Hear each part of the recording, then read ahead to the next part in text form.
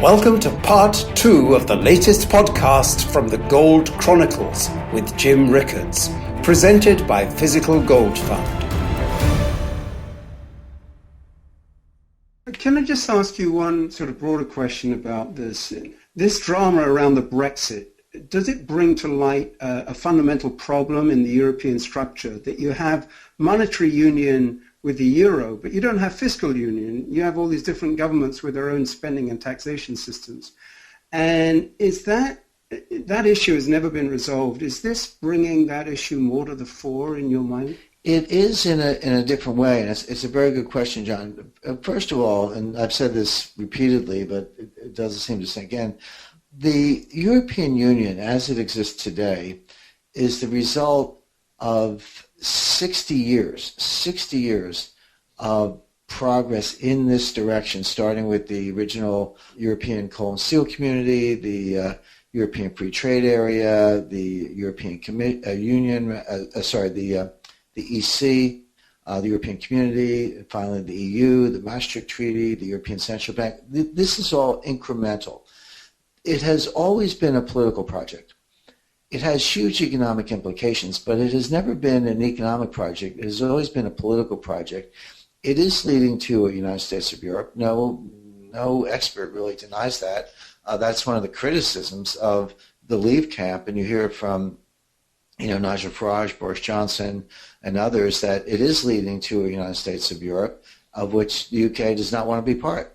So that's really one of the main arguments for Leave. Now, the UK has had this kind of convenient halfway position. Well, we'll join the EU, but we won't go to the euro. We'll keep sterling. We'll keep the Bank of England. We won't do this. We will do that. Europe's kind of sick of it, by the way. They're like, hey, are you guys in or out? They're asking the same question that the British voters are asking today, which is, are we in or out? And the answer is they've always been halfway. And I think one thing where David Cameron is being a little disingenuous, if Remain wins, and again, it's a toss-up, right? So, but if Remain wins, the next logical step is to join the euro. And they haven't told the voters that, so a little bit of dishonesty there. But getting back to the continent, you're right, they have a combined monetary policy. They don't have a combined fiscal policy, but guess what? They're working on a combined fiscal policy. They just came up with unified bank regulation. They came up with a unified bank insurance scheme. So the banking system is now more integrated than ever. So you no longer have the situation. So what does that mean? Well, it means if an Italian bank is failing, depositors, to the extent they're insured, if you're not insured or you're over the insured limit, good luck. You're going to get bailed in. You're going to lose your money, or part of it has happened in Greece and Cyprus. But to the extent you're insured, that insurance fund is backed up by the combined resources of all the countries in the European monetary zone. So that is, it's not fiscal policy, it's regulatory policy, but it's not monetary policy. But it's an example of the kind of integration. I expect within 3 or 4 years, you'll have euro bonds. When I say euro bonds, I don't mean, the old dollar-denominated bonds issued in Europe. I mean bonds denominated in euros backed by the full faith and credit of the European monetary zone members, led, of course, by Germany. Now, Germany knows this is coming, but they want to impose a lot of high standards. They want to impose high standards. In other words, they're saying to Greece and Italy and Spain, hey, we're not going to backstop bonds unless you guys get your act together. Show us balanced budgets, show us sustainable fiscal path, show us, deficits below 3%, debt to GDP ratios below 60%, or if they're above that, trending in that direction. So show us all of that, lock it in, and then we'll step up and have Eurobonds backed by the full faith and credit of the European monetary zone. So at that point, you basically, if everyone's playing by the same rules, you might as well have a central European Ministry of Finance. Because if you're all subject to the same budget constraints and debt to GDP ratio constraints, then why not have a unified finance ministry? So you can see it coming. So that's definitely where Europe is going. The UK is going to have to come along too, unless they hop off the bus today. So it's a big deal, but it does raise all those issues, and it's exactly why the European, they're not saying this publicly, they can't, but the Europeans are livid with Cameron for putting all this in play, because he's really, as the saying from that old movie goes, Cameron has tampered with the primal forces. This thing may spin out of control. And we're talking of primal forces. One last question. You've touched on this already, but can you just expand briefly on what the implications might be for the currency wars with either remain or leave? I guess what I'm asking myself now, because I try to update my analysis, is whether currency wars are going nuclear. The currency wars are not going away, and I say that because, well, for two reasons. Number one, it's the only thing that kind of works in the short run for a given country. It definitely does not work in the long run. Currency wars don't do anything for global growth, and cheapening your currency is not a sustainable policy option. However, in the short run, cheapening your currency can give you a little lift in exports. It can import a little bit of inflation. It can help nudge you towards your inflation targets in the very short run. In the long run, you don't get sustainable higher exports. You don't get more jobs for a couple of reasons. One, because you import too much inflation, and inflation overwhelms the real benefits of the other things. But more to the point, other countries retaliate. They're like, hey, we're watching. Japan's a classic example. The yen has been getting a lot stronger. It's gone from 125 to the dollar to about 104 to the dollar. So basically a more than 20% increase relative to the dollar just in a little over a year, and a lot of that just in the past month or so. So the yen is strengthening, and everyone's running around saying, wait a second, you have to intervene. You have to cheapen the yen. Japan's economy is a mess. They've got too much deflation. We need a cheap yen. Well, yeah, you might like it, but you can't get it. They had it for 3 years, and they blew it. Japan had a cheap yen from 2013 to 2016. They had the opportunity. They did nothing. They did no structural reforms, no real significant fiscal stimulus. They could have opened up immigration from the Philippines. They could have empowered women. They could have reformed their retail distribution network. They didn't do any of those things. They just relied on the cheap currency. And now the G7, the G20, Jack Lew, they're saying, sorry, guys, you had 3 years, you blew it. Now we're going to stick it to you. Now you're going to have a strong yen. So all these analysts running around waiting for intervention, don't hold your breath, because Japan's been told that they cannot cheapen the yen. That was the Shanghai Accord, February 26, 2016, Shanghai, China, G20 Central Bank Finance Minister Summit on the sidelines. That's what happened there. So the currency wars are alive and well, but when I say go nuclear, sterling drops 10% in one day, which I expect to happen if Leave wins. Just to be clear, I'm not saying Leave will win. I'm saying it's a coin toss, but if Leave wins, boom, and what is that? That's currency wars on steroids. And at some point, the system spins out of control, and investors throw up their hands and say, you know what, I'm out of here. I don't know what's happening with sterling or dollars or yen or yuan. I don't want to know. Get me some gold. Get me some physical gold. That's money. Put it in a safe place. Go to the sidelines and just let this thing take its course. And I do think people, institutions, it's happening already. It's why gold has been on a strong run so far this year because of efforts to weaken the dollar and diminution in confidence in central bank money. So it's happening anyway, but that could accelerate. And my advice to investors is, what are you waiting for? Get your physical gold now, put it in safe non-bank storage, sit tight, it'll do fine, but why are you waiting for the panic to make your move? You'll find that you won't be able to get the gold. And by the way, this is, we haven't really talked much about my visit to Switzerland, John. We talked a lot. I was in Zurich, Paris, and London over a 10-day period. As I say, got back Monday night, but spent as much time in Switzerland as I did in London, and heard some stories there, straight from the horse's mouth from people directly involved in the business that would make your hair stand on end, including, two I'll mention briefly. One is, the big refiners are all located in Switzerland, and there's PAMP, there's Valcambi, there's Arbor Horaeus, there are others, there are a number of them, but one of them cannot source doré. Now, again, for the audience benefit, doré are gold bars that come straight from the mines. This is what miners produce. It's not pure gold. It's about 80% gold.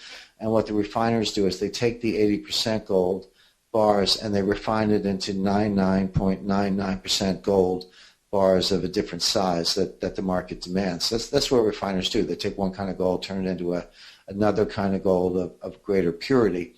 This one refiner can't get doré, which means the mines can't give him gold. That's how short the supply is. So they have a waiting list of buyers.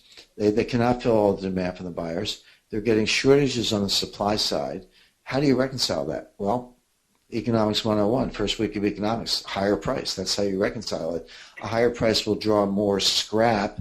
That's scrap is bracelets, necklaces, ring, basically jewelry. And from, housewives and folks around the world, you're going to have to raise the price to get people to part with their earrings, so to speak. That's one way to do it. The other source of gold in Switzerland has been gold coming from London vaults, so-called good delivery bars, 400-ounce bars, coming from London vaults to Switzerland. So the Swiss refiners had three sources: good delivery bars from London, scrap from everywhere, and doré from the mines. Doré is starting to dry up. The 400-ounce bars are starting to dry up because guess what? They're flowing back to London because GLD, the main gold ETF, keeps their gold in London, and they've got to get the bars. Now, gold has been flowing from west to east. So we've heard that 100 times, west to east, west to east. And it's true. For 7 or 8 years, gold has been flowing from west to east. It's still flowing to the east. It's slowed down a little bit, but it's still flowing to the east. The east is not disgorging their gold. There's no gold coming out of China. Talk to a refiner in Switzerland. He's never seen a gold bar from China. They're just not letting go of it. But meanwhile, it's starting to go to the west again, not come out of the west, but go to the west. Well, where's that gold coming from? Some of it's coming from scrap, but that's going to be much higher prices. Some of it's coming from Dubai. Dubai has kind of stepped in as an emergency oxygen supply, but there's not that much in Dubai. I talked to a dealer in London. He's funny. He pulled a gold. This dealer pulled a gold 1 kilo bar, 4 nines, 99.99% pure gold kilo bar out of his pocket, handed it to me. And I passed it around. It's about a $45,000 piece, and I said that's really cool. And he said, he leaned over. He said, Jim, for a couple $1 million, I didn't have a couple million on me, but he said, Jim, for a couple $1 million, you could buy every 1 kilo bar in the UK. I said, you're kidding. He said, no. He said, there aren't that many. He said, I got some, and other people have some, but it's all been shipped to China. So he said, you get one in your hand right now, but he said, for a couple $1 million, you could buy every 1 kilo bar in the UK. And I bounced that off of somebody else. I certainly thought the first person knew what he was talking about, but I bounced off of someone else, and the other person said, yeah, you're right. So that's how short the supply situation is. We know that means only one thing, which the price goes up. So a shortage of supply is a vector pushing the price up. A weak dollar policy is a vector that will push the price up. And if leave wins, then, forget it. It's just going to go to the moon instantaneously. So it's very interesting times in gold world.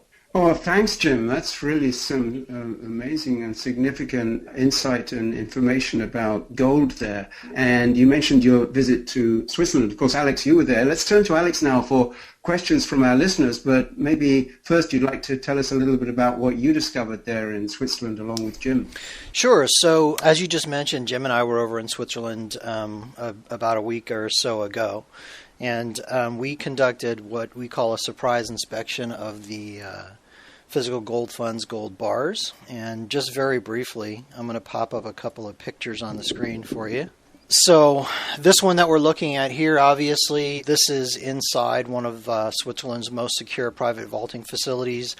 And you can see us holding roughly 400 ounce good delivery gold bars.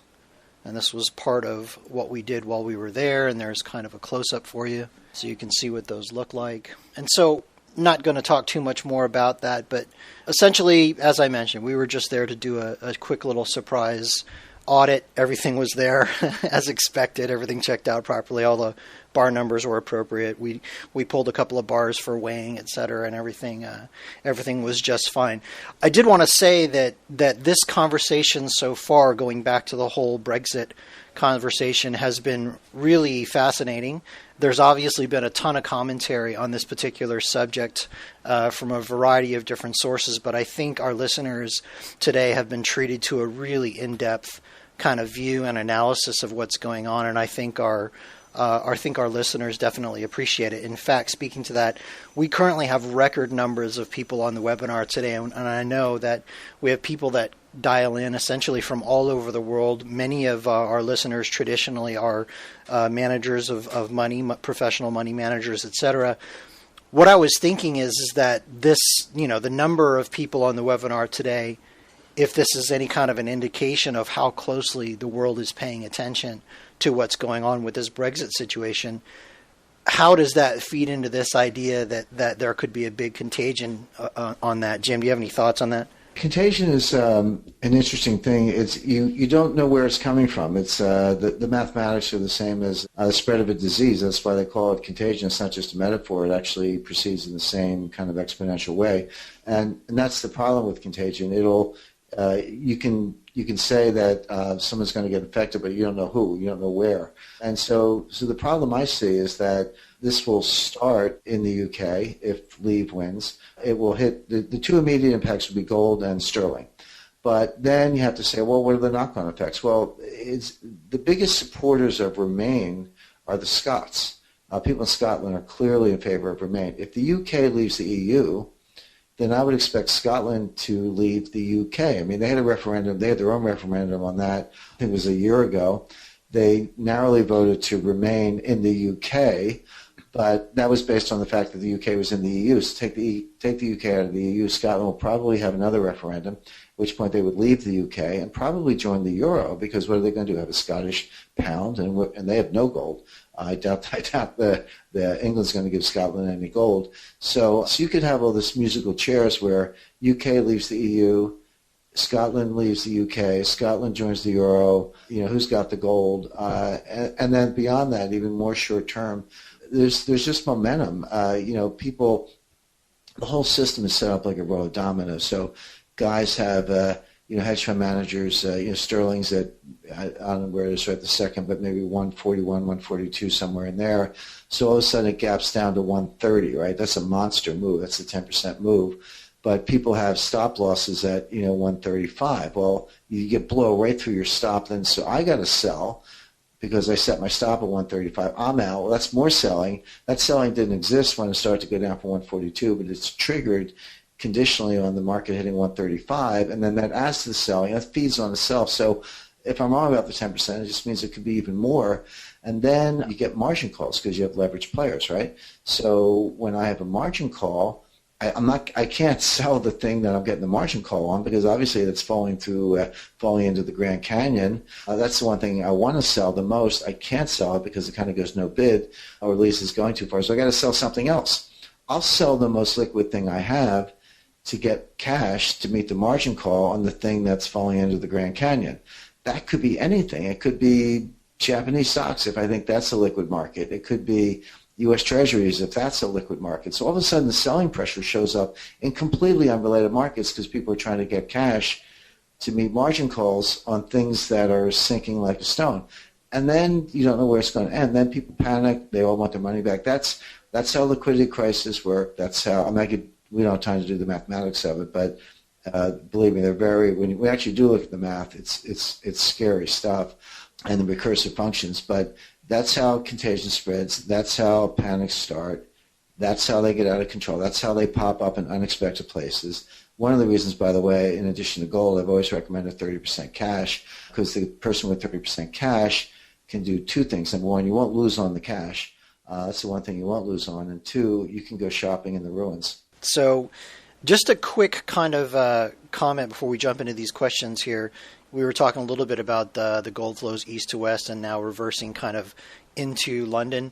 I believe the average right now since February has been 60 tons a month have been flowing into London. And kind of like a segue data point is that if GLD inventory is a leading indicator, and by GLD inventory, for those who are not familiar, GLD is a gold ETF trading on the U.S. exchanges.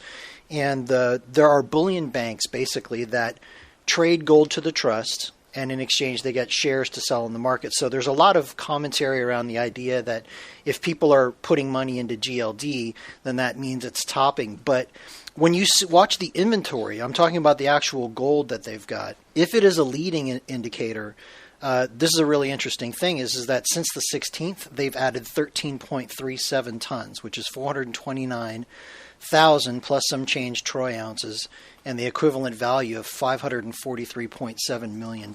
So in other words, to me, that means the bullion banks think leave. Jumping into questions. The first one here is coming from Alex P. it's kind of a statement that he wants you to comment on, is that only Parliament can officially vote to drop out of the European Union, and 80 to 90% of the members of Parliament are for staying in, and even a huge majority of the Conservatives. So does this mean that people's vote is utterly useless or meaningless? No, first of all, Alex is correct that just voting leave or remain, if it's remain, then that's status quo, so nothing else happens. Let's say the vote comes out leave. He's right. It doesn't mean that you're out of the EU the next day. That can only be an act of Parliament. Parliament is heavily weighted in favor of remain. I read a very good article on this. It said you would expect politicians, being politicians, to drag their feet.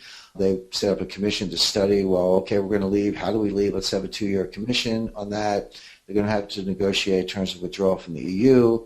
And then maybe everyone will forget about it, and maybe a new government will come in, and they'll say, well, it wasn't our referendum, it was Cameron's referendum, forget that. So, yeah, there's this possibility of dragging it out for years and maybe not doing it at all, which would negate the vote. But, at some point, people just they pick up pitchforks and torches, and they burn the place down. I mean, how often, how egregiously can you ignore popular opinion and in favor of elite opinion before there's a reaction? The referendum itself is a reaction. To ignore the results of the referendum would be even worse. So the one thing I would add is that, okay, so maybe there's this long drawn-out scenario where you're still in the EU technically, but I would add to that markets don't care.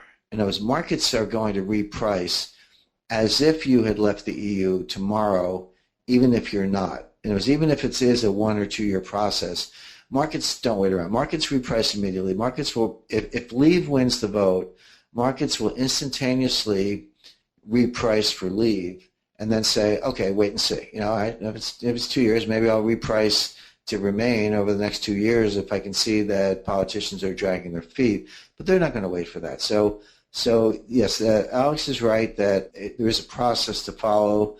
The will of the people may not be honored in the fullness of time, but the markets don't care. The markets will, if leave wins, markets will instantaneously reprice for leave. Okay, very good. So another question in regards to leaving. This is coming from Anthony K. He starts out with a quick comment that says, thank you, Alex and Physical Gold Fund, for the greatest podcast series. And you're welcome. Thank you for the kind words. His question or statement is, if the leave camp ends up victorious, do you see a trend of Eurosceptic parties across Europe gaining popularity? He uses the term Eurosceptic. Yeah, the Eurosceptics. Not necessarily. I would not necessarily extrapolate from the UK leaving to Spain, Italy, and others leaving. And here's why. The divide between the UK and the rest of Europe is unique and profound, much greater than the divide among European countries themselves, even though they have different cultures and different languages and different histories, etc. They have enough in common. There's some cohesiveness there, and they like the euro. You go back to 2011, 2012. Our friends Nouriel Roubini and Paul Krugman and Joe Stiglitz were running around, as I say, with their hair on fire, that Greece is going to leave and Spain's going to quit and the euro is going to fall apart and there'll be a northern tier and a southern tier. And I said nonsense. I said nobody is leaving, nobody's getting kicked out. And I was right about that. And I based that in part on, first of all, I go to these countries. Everyone sits here in the United States, they read the Financial Times and they think they're getting news from Europe. They're not. They're getting news from London, and people in the UK hate Europe.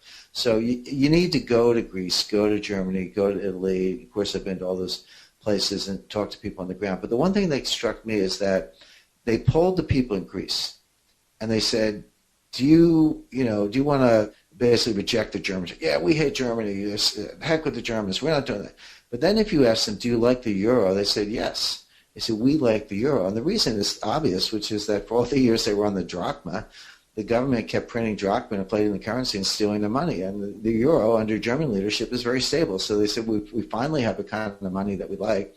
So, of course, the Greeks wanted it both ways. They did not want austerity, but they did want the euro. Well, you can't have the euro unless you're in the European Union. So that's a binding force, which the UK doesn't have because they're on sterling. But the second more profound force, I believe, is, and I've never heard this discussed, but I'm a lawyer, so I'll put my lawyer hat on.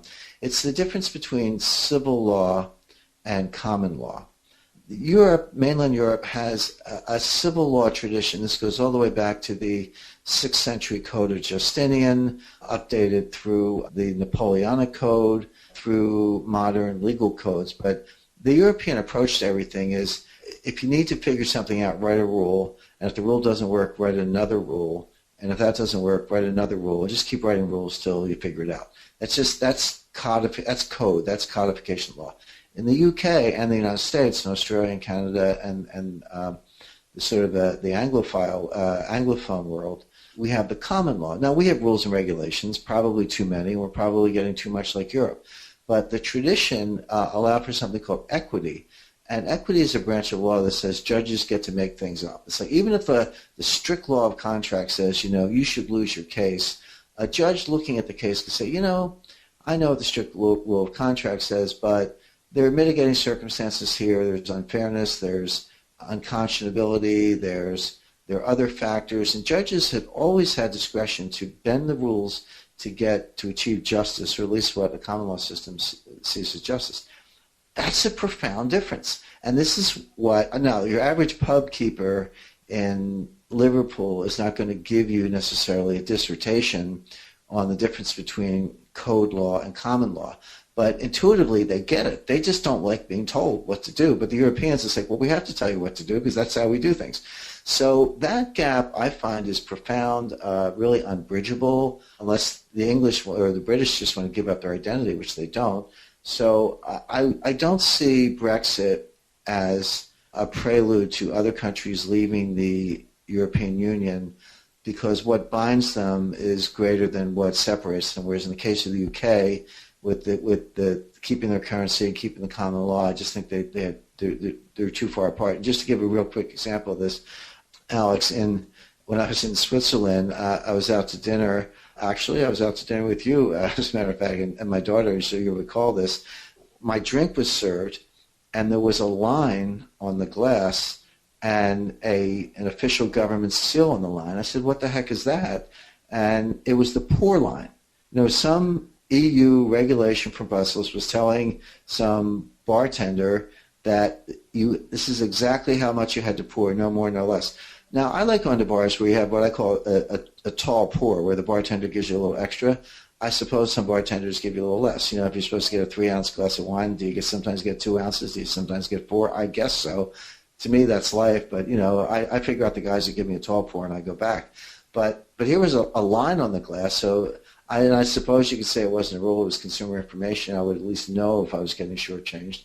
But that's an example of just no end to the rules, no end to government intrusion, and that's contrary to British culture. So I do think that the Brits are different. They feel it in their bones. They kind of want to leave. It's too close to call, and let's get together in 5 hours and see what happens. Excellent. Some very good points you made there, Jim. And so with that pretty much wraps up our time. I want to thank you, of course, for your commentary and your time with us. And here's to tall pours. With that, I'm going to turn it back over to John.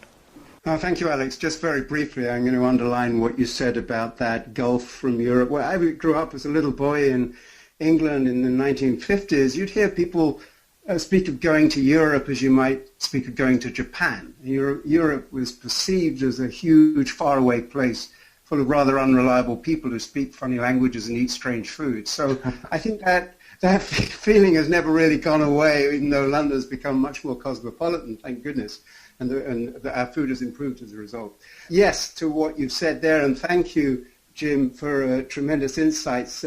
Alex and listeners, let me just tell you there's another treat in store for you today. Full day indeed. Coming up shortly on Bloomberg TV at 4:40 p.m. Eastern, Jim will be participating in the Great Gold Debate. That's a special event scheduled, let me repeat, at 4:40 p.m. Eastern on Bloomberg TV. And what's happening is that Jim will be debating Barry Ritholtz.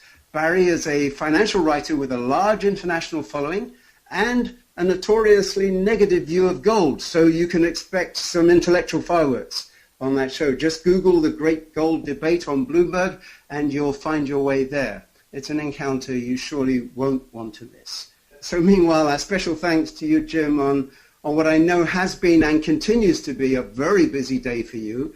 It's always a pleasure and an education having you with us, and good luck in the upcoming debate on Bloomberg. Thank you, John. And most of all, thank you to our listeners for spending time with us today. Let me encourage you to follow Jim on Twitter. His handle is @JamesG.Rickards. So goodbye for now, and we look forward to joining you again soon.